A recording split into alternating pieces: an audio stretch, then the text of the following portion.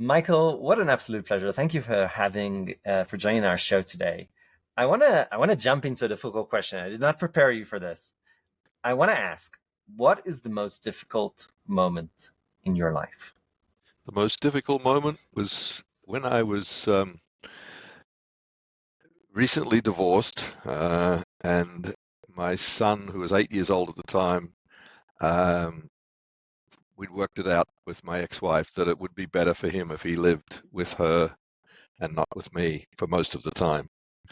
And I had to pack his bag and talk with him and say goodbye. And that really was a tough moment. What are the feelings that go through your mind when you're making these incredibly difficult decisions and going through these incredibly difficult processes? The thought that goes through my mind is probably something like, this is hard. But I feel it more in my body. I mean, one of the things I've done over many, many years has been very much connected to body experience. So that's where I feel most of my pain is I feel it physically, feel it in my body, like around the chest, around the throat, around the top of the abdomen. Uh, Oh, yeah, when you're dealing with these tough situations, what do you do?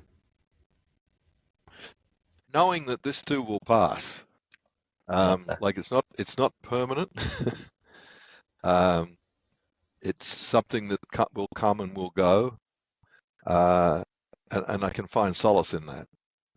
Um, Also, perhaps knowing that this is something that is here for a purpose. There is, you know, probably some good that will come out of it if I can face it and go through to the other side. So a confidence in the process of impermanence, I guess, things changing. I love that. I think that's so empowering. We've heard many of our guests basically say, look, the thing that gives them power is understanding that they are not a victim of the circumstance, but they Right. have control, and this is actually happening for them and not to them. So I absolutely love that positioning. Yeah, yeah, like I can choose how to be with this. Right. So you've been studying, learning, practicing, teaching yoga for a very long time. How did you get into it? During the Vietnam War, I was drafted into the Australian Army. I lived in Australia, and then went back to my job. And my job a few years afterwards was teaching in a college. I had a great setup. I was tenured. I was teaching what I loved, and it was a great college. And so, yeah, I had a good life. But I got to that point where I really needed to do something to stay healthy and stay fit. And the thought of going to a gym just didn't appeal to me because one of the things that happened in my basic training in the army was a lot of a lot of things that reminded me of the gym. And so it was like, do I really want to go back and, lift weights and groan and grunt, do all those kind of things? And I thought, no, I don't. What I got to do something else. And a friend said, try yoga. So I went to one yoga class, and it was, I guess, a yoga class that was really hardcore and kicked my butt. And I thought, well, that's not quite what I expected. So I went back to him and said, hey, is there any other kind of yoga? And he said, oh, yeah, there's plenty of other kinds. So I said, point me in another direction. So I found something that I liked. And I actually got a little book about it and how to practice it at home, so I was practicing at home every day and doing the yoga and the meditation and the breathing exercises. And I do it for about half an hour to an hour every morning. And my daughter was watching me one morning and she said, Dad, I like when you do that stuff. And I said, why is that? She said, well, when you do that, you're not so grumpy anymore. That's a And I that's a thought, backhand wow, compliment over there. yeah, and it really hit me because the area of study that I was teaching was Mm, all about behavioral change. How do mm. people change behavior, particularly in relation to organizational life. But it applies across the broad spectrum of life as well. And I was very curious about in that for myself as well. What's going to change me, and so I got more and more deeply involved in yoga, and I found out that that's what it's really all about. It's all about how you show up in the world and having an impact on that. The practices over a period of time will change who you are as a fundamental human being, and how you respond to the life that's happening to you and around you. So that's incredibly non-trivial. I think a lot of us, when we hear yoga, we think of it as, an exercise, Yeah, maybe similar to going to the gym or Pilates or anything like yeah. that. What's the connection between yoga and changing behavior? How does that fit together? Okay. So basically, um, the mind and body are connected, and we navigate life a lot through our mind. And a lot of that is through future and past experience. What we perceive might happen in the future and what we know has happened in the past. Now, what's happened in the past can sometimes be uh, traumatic or unpleasant, and we're often reminded that maybe that's going to happen in the future. So we have Mm. this storehouse of memories that provide a lens through which we filter what's happening in the moment. So we might be, standing um, standing in a line waiting for the bus, and the bus isn't there, and we start to panic that, oh, we're going to be late for work, or da da da. All the scenarios start to play out, which may or may not be true. But if we can come to our body as a kind of a more secure and knowing, it's always in the body's always in the present and always tells the truth. Right? That's my belief. And so we come there, and it's like all I'm doing is standing in a line here, and I can choose to do anything I like in this moment in terms of how I'm choosing to be here. Um, and worrying is one of them. And okay, those scenarios might play out, but is it going to help by me standing here, taking the next 5 minutes to contemplate that? Yeah. And the same with, so that's a sort of a something that's happened in the past and something that's might happen in the future, rather than what's really happening now. Mm. Like right now, you and I are sitting here having a wonderful conversation. That's so interesting. I mean, I've faced, and I'm sure as our audience has as well, many situations where I'm like, well, why is this person reacting to me in this way? And I've always internalized, and I would argue this is incredibly common. You're like, oh, it must be something about me. But a thing that I've learned is that actually many times it's more about them than it is about you. Sure. And it's so interesting because what you're saying is that yoga can kind of help us to change the way that we perceive, digest, and internalize our own experiences. How does a physical activity do that for us? How does Well, that even work? yeah. There's really a series of steps involved in that to becoming more present to the moment. Um, First of all, we've got to somehow uh, shift the way of being. So Mm. while we're thinking, we're not really in our body. So the first step is really doing something that helps you inhabit your body. And that can be as simple as taking a few breaths, or it can be moving, and it can be dancing. There's many different ways we can become more present to our body. You see people who turn on music and all of a sudden they're in their body. Um, and so that's one way, and there are many ways to do that. But that's kind of the first step. And then to get focused on the moment, focused, and to be able to stay there. And that's where some of the physical aspects of yoga really help, because one of the things you're trained to do in hatha yoga and using your body in yoga postures is to go into a stretch and explore that edge, like that place between comfort and discomfort, and to hang out there and to breathe there. Yeah. Now, that's counterintuitive to the way a lot of us do life. A lot of us, at the first sign of discomfort, we want to take something to fix it. Mm. Whereas in yoga, it's the opposite. You hang out with that because it's going to teach you how to be more in the moment, more present to your body, and more present to everything. Okay, so that's part of the training, I guess. And then the So hold next on, phase I want goes, to explore that a little bit more. yeah, When, I, I've had some trouble understanding these concepts of being in the present, mindfulness, etc. They've never really clicked for me. What is the best way that you can describe somebody who's completely not in the moment? What are they doing? What are they thinking? What are they feeling? What's the negative aspect of not figuring out how to be right here in this moment? well, I guess first of all, you have to want to be. You have to want to change it. So you might want to first of all notice that That's what's happening, right? Mm, I have people who say, I can't meditate. I say, why not? They say, because my mind's racing all over the place. I said, mm, if you can notice your mind racing all over the place, you're meditating. The first thing to do is to notice what's happening in the moment. mm, And so once you got that, you can then make a choice. Do I want this to continue or not? I don't. So what's a way to not do that so much? Well, I need to focus on something else. Maybe my breath. Let's try that. You know. Um, and there are other ways, like I was on a webinar earlier today with some research that's been done on flotation tanks, where people mm, lie in a tank with salt water and yeah, and that's a great way to shift consciousness. In fact, people can actually increase their awareness of their body by doing that to the extent that people who can't feel their heartbeat after a series of doing floats, they can actually feel their heartbeat. mm. Um, Interoception, it's called. Yeah, There's something delightful about that. I would argue that the ability to be self-aware is probably the key to self-improvement. I Would think would you so. agree with that? Absolutely.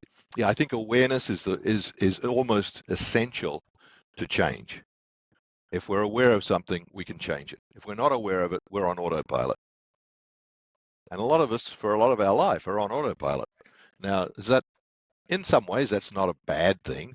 Mm, I mean, it helps you get through the day in some ways. Yeah, but if you sit and contemplate what's this life all about, mm. and is this how I want to spend it? You might start to wonder about whether being on autopilot's a good idea or not. Yeah.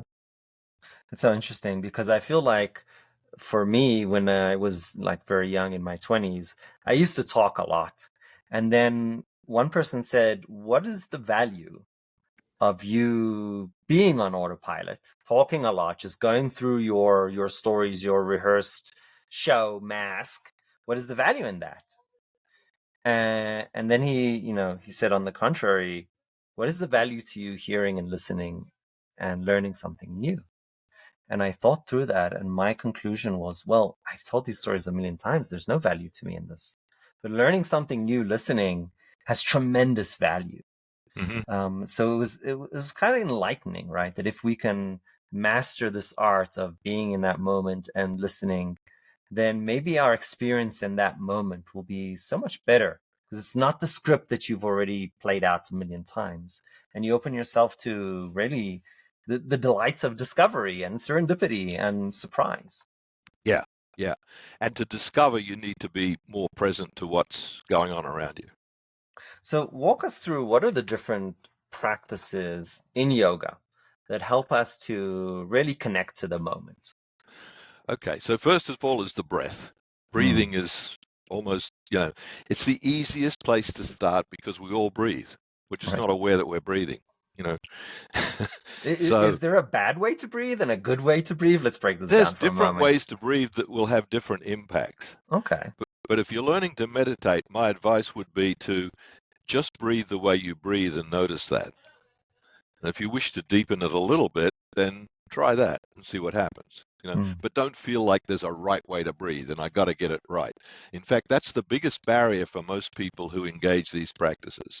They mm, think they have to do it right. They bring that stress with them into the practice, and of course, it's counterproductive. The idea is to not be quite so the good student. Just be with what is. Yeah. And I think that's a starting place for all of us. It's about meeting ourselves where we are. Like, right. and that you mentioned awareness. So that's also one of the practices. Like, where am I now? Yeah. Yeah. That's So such a brilliant point that by trying to like reach this perfect destination, you're shooting yourself in the leg as opposed to yeah, really enjoying your journey. And that's yes, where the value is. yeah, That's beautiful. That's also to me that feels so applicable to everything in life. I had this yeah. thing with my son and he got a bad grade and I said and he was very upset and we kind of walked through why did he get a bad grade and we analyzed all the things that he did he not sleep enough all this and then we finally came to the conclusion he didn't show his work so he wasn't able to really review it properly and I said to him, look, it, the, the grade doesn't matter. What matters is the discovery, the joy of what you just figured out, and the fact that now you know how to be self, introspective about what you did and how you can do better. And the only thing I expect of you is do a little better tomorrow, not compared to somebody else, but compared to yourself. And you should have seen his like shoulders and his face. It completely relaxed him, that knowledge that he just has to do a little better than himself, as opposed to meet this objective, like, oh, that's how you breathe, that's the right way, that's the wrong way, you don't do it right, you're in the wrong. Such a wonderfully empowering philosophy. Oh, So he's so lucky, the son of yours. I, uh, He's got a great dad. you're being very kind. Oh, in No, full I mean it. I disclosure, mean, like, to have that wisdom and to be able to approach him in that way is a gift, and it will support him. He doesn't need to go through the process of unlearning that he's a failure because he's not. But he may take that on if you came down heavy on him and had a different approach. He could take away from that you know a mental wounding that would last for probably quite a while until one day he might be lucky enough to have a transformational moment or find the right therapist and find out that he's actually a wonderful human being after all and can do anything he wants, and that's all you know, okay. in full disclosure, and I'll make a small confession to the audience. I've never done yoga, but I did do karate and kung fu and tai chi for 10 years. So there's a lot of commonalities between the two Oh yeah. practices. And I'll tell you, me personally, that I feel that kung fu tai chi completely changed me as a person and helped me grow. And it's such a surprising thing, and it's no surprise to me personally that yoga has similar impacts and effects. So I really truly appreciate that. I Yeah. agree. Breathing is important. What else? What's the other practices? Okay, so breathing, and then I have a whole thing on befriending your body. Like, your Mm, body is, as I say, it's always in the present, and it never tells a lie, right? So it's a great port to come home to. It's almost like a home. In fact, it is a home. If you have this body from the moment you're born, and you're going to have it till take your last breath, and it's the only permanent home you've really got for that length of your life. Um, and so it is a home. It's a place of refuge if you can come into the present moment and be present to yourself through your body. Because most of the time, unless you're in some traumatic situation, mm, your body is relatively safe most of the time. And it will tell you that. And if it tells you that and you're okay with that, then all the other stuff that's going on around you is just really, you're making it up. Your mm. mind is helping you create that. When in actual reality, you're okay, you know? Um, so being able to get comfortable with your body is really an important step, I think, in the whole process. Then engaging your body in a way that it can teach you. And we talked about the edge. In my work, the edge is a really important piece, that focus point where that you come to that place between comfort and discomfort and you hang out there. And by doing that, you can train your mind to become more one-pointed. Yeah. And that's Let, also let, let's helpful let's when then unpack you, that. Let's unpack that. That's incredibly important. We had a concept in consulting, which we use very similar terms, right? Push yourself to the uncomfortable. Talk to me more about what that is. Give me an example of what does it mean to push yourself to that edge? okay, for starters, it's not pushing, Mm, it's more allowing, right? mm, So, I mean, if I, and you can even do it just by squeezing your hand, right? mm, Just squeeze your fist, and you can find a level of tightness where you're really going to start to struggle to make it tight. mm, That's too much. mm, But you can also find a level where you're not doing very much at all. That's too little. mm, What's that in between place? What's that in between place where you're squeezing and you can feel the squeeze, but it's not overwhelming you? mm, And it's a little effort. There's a little bit of effort there, but it's almost like effortless effort. And if you can be with that place and focus on that and hang out with that, and it will get your attention because there's enough uncomfortableness there that it's hard to think about anything else. Mm, Yeah? And so being able to hang out in those places in your body really helps you be able to hang out in those places in life. mm, And we all face edges in life. Those moments that come up where, oh crap, like here we are again. And it's a tough moment. And it's calling forth a level of presence that's hard to bring under those mm, circumstances. mm, But with the training of being able to do it in my body, it's going to be easier. Yeah. mm. That's so interesting. So really, if I have to translate this to my language, if you can feel comfortable with the physical sensation of tension and you can kind of perform well in that feeling, then when that happens to you outside of your control, when you're not intentionally practicing, you'll feel Right. more comfortable there as well. Right. So if you're pushed into conflict or you're pushed into a fight and you start to feel that physical manifestation of Hmm. that tension, now you're practiced to be like, okay, I know how to handle myself in this situation. Hmm. That's so interesting. Yeah. Um, And you can also regulate to find that edge. Like mm, you may be called on to do something that's uncomfortable. Like maybe you have to confront someone about behavior that is unskillful or unwise. mm, You can go about that in a way where you're not trying to knock them over right. and you're not trying to back away either. Mm, You're really there, but you're there in a very compassionate, loving, and caring way mm, that is able to, you know, help them see what you're trying to engage without you being a bully. Yeah. mm. So okay, this is this is so important. Because you've completely flipped the script. A second ago, we were talking about how we can help ourselves be more comfortable and maybe We efficient or went to productive. relationships. Okay. Right. But now you're talking about something totally different. You're talking about helping other people thrive in their area of development. So now actually we're talking about almost mentoring or teaching or parenting or Yeah. being a Yeah. Yeah. boss or anything.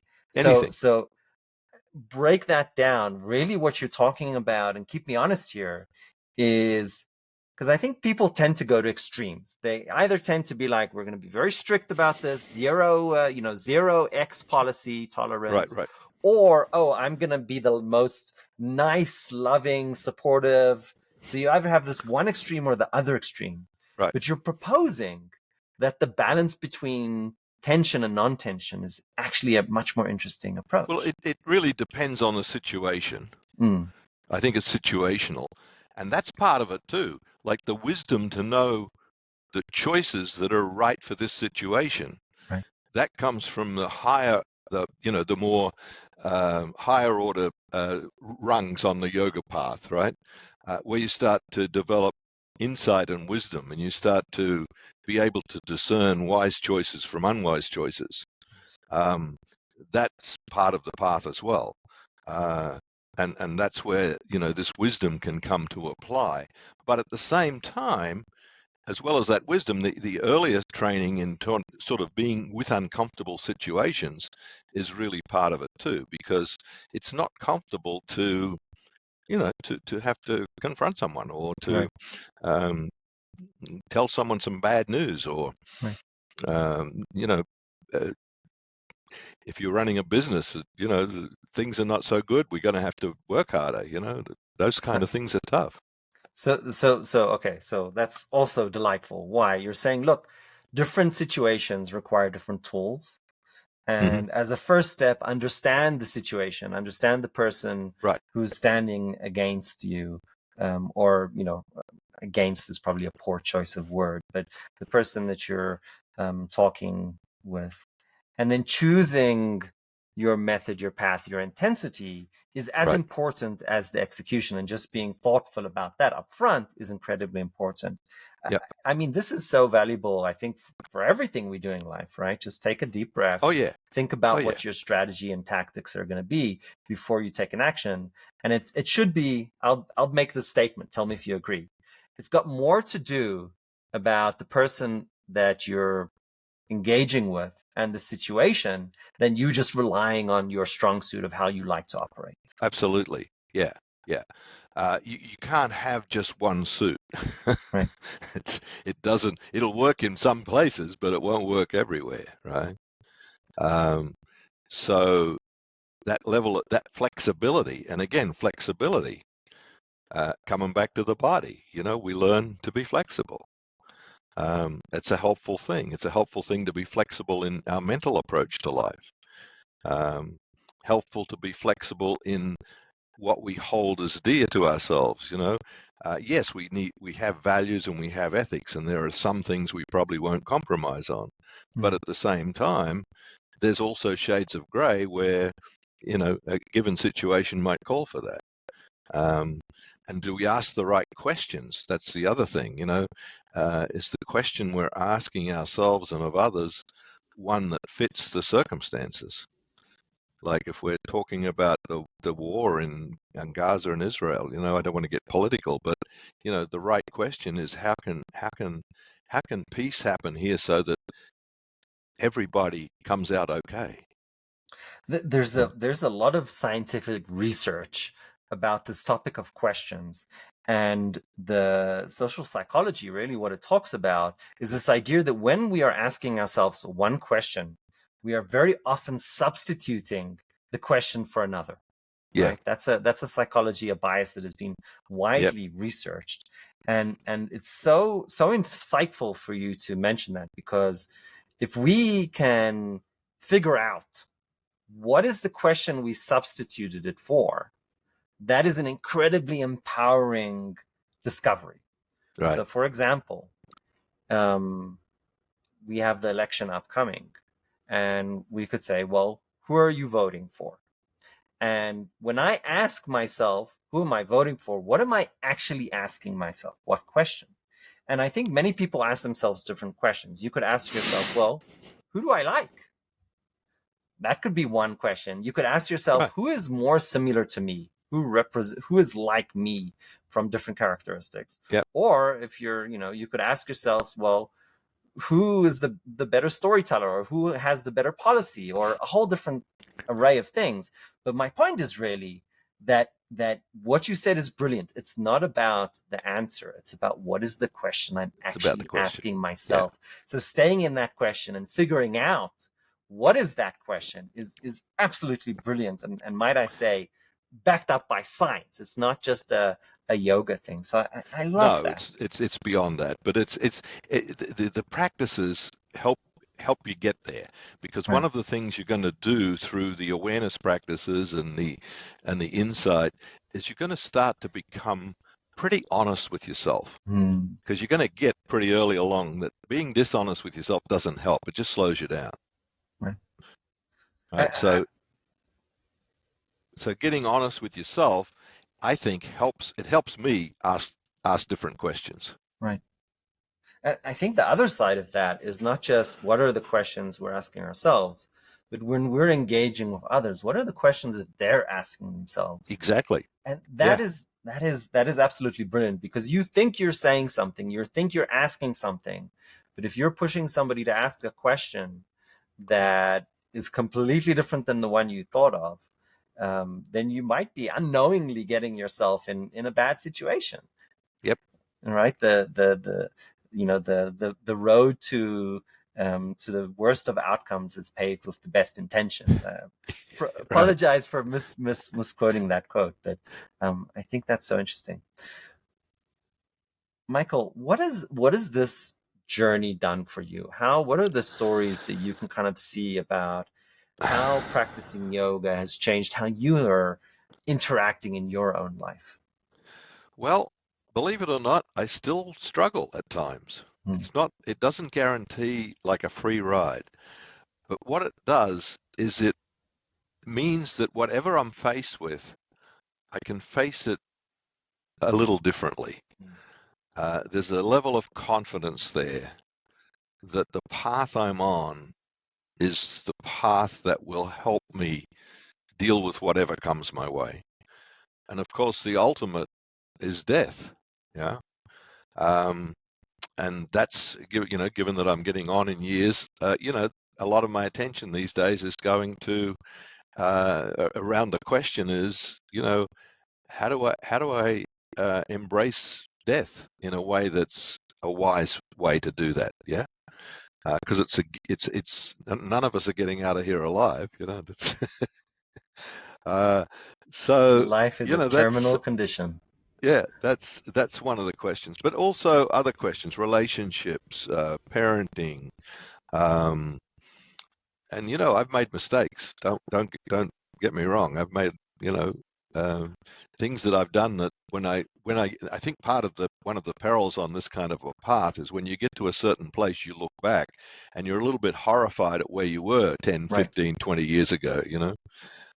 It's like, oh my God, how could I have been so uncaring? How could I have been so um, you know non-empathetic and dispassionate? Or whatever it is, whatever you're noticing about yourself in your past. But you've also got to look at it and say, well, I did the best I could with what I had then. And what I've got now is an opportunity to learn from all of that. I think that's probably the biggest thing. To come back to your question again, I'd say the biggest thing that I've got is to realize that from this moment now, I can choose the actions and the way of being that is going to take me to where I want to go. And I can deliberately focus on that and embrace that and engage that. You know, like a big thing for me in my life now is love. I want to be a loving human being. I want to love the people that matter to me. I want to love all beings. So how do I do that in my daily life? What does that mean? How do I have to prepare for each day to be able to do that? And for me, it's going for a 3-mile walk, doing some yoga and meditating. It takes a while to get my day started. But that by doing that and engaging that, I prepare myself for being that person that I want to be that particular day. Yeah. I absolutely love that. I mean, just having that decision on how you want to be and being mindful about that. I think that so many of us are just kind of in the rat race, just reacting, and Yeah. taking a proactive decision is, I think it's delightful. It's refreshing.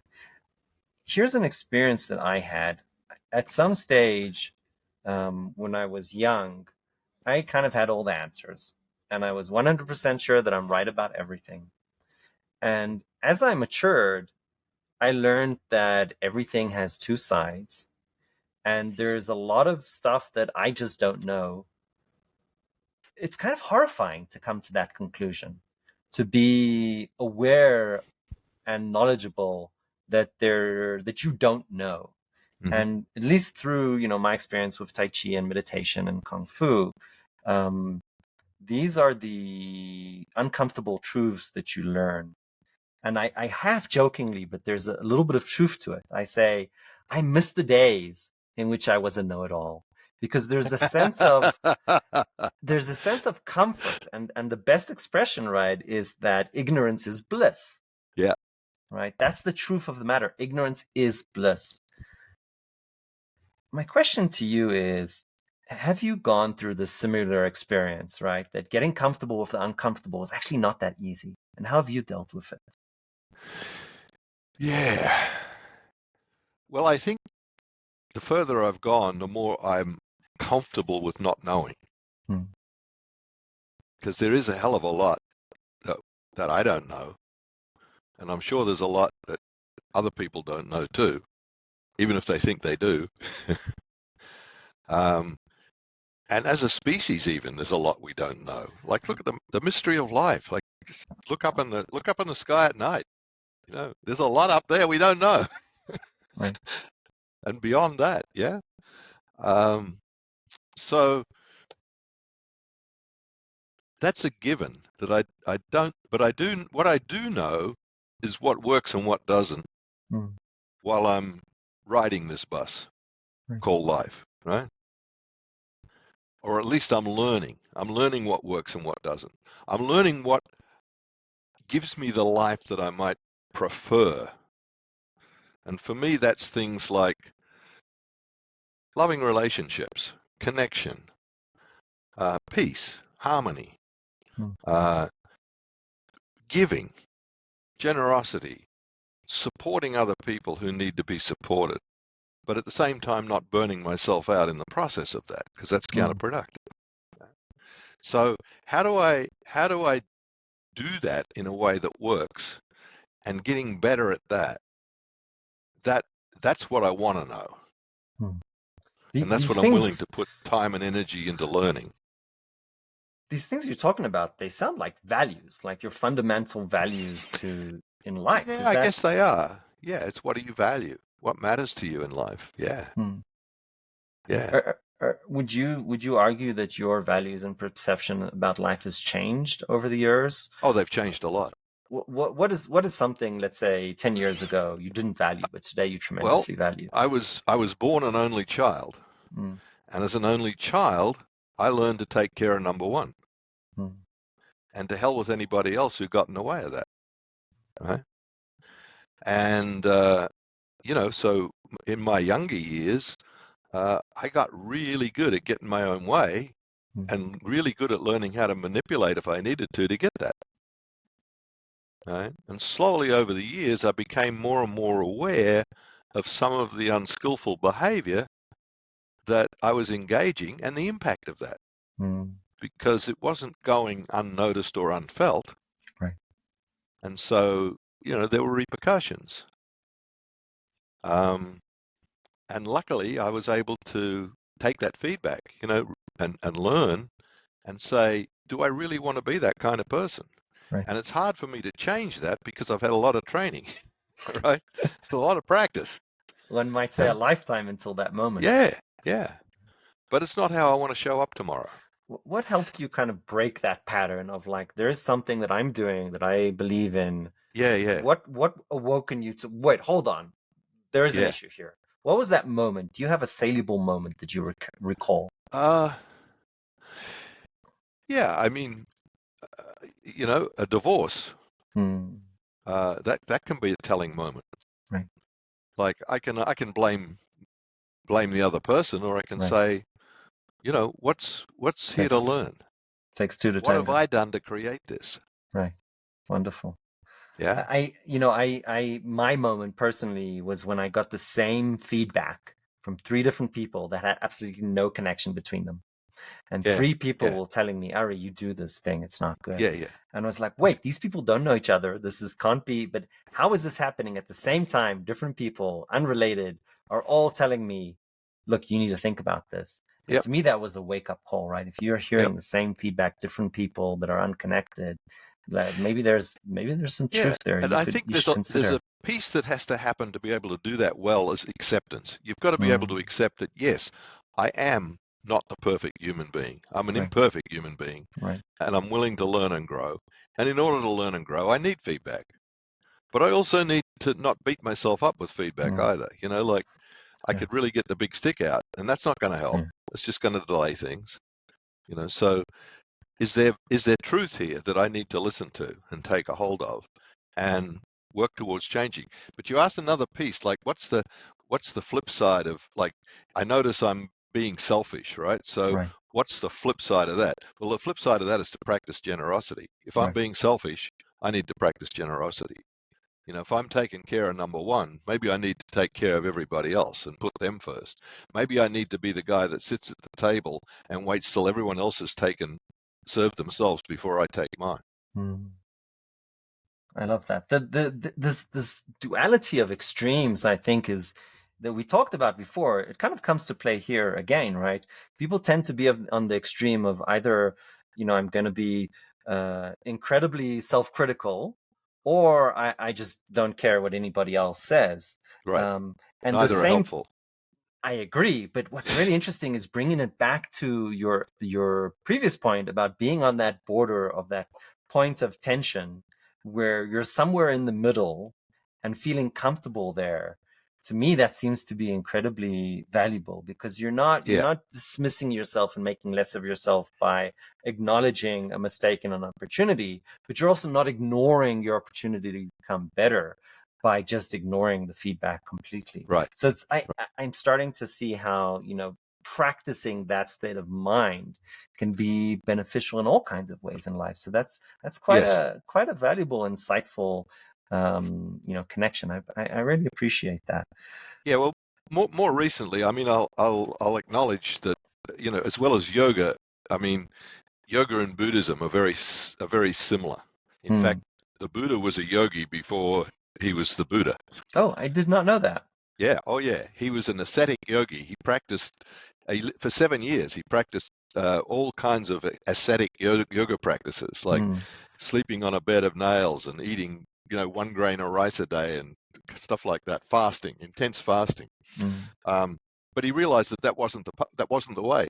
Hmm. That was too extreme. Just like you're saying, that was just, and so his whole approach is this middle path, and I've taken that on. It really comes from ancient yoga, but it's if you want to look for it today, it's found pretty much in most Buddhist paths. Um, this idea of the middle way. So it's not about extremes. It's about finding that place that works. Yeah.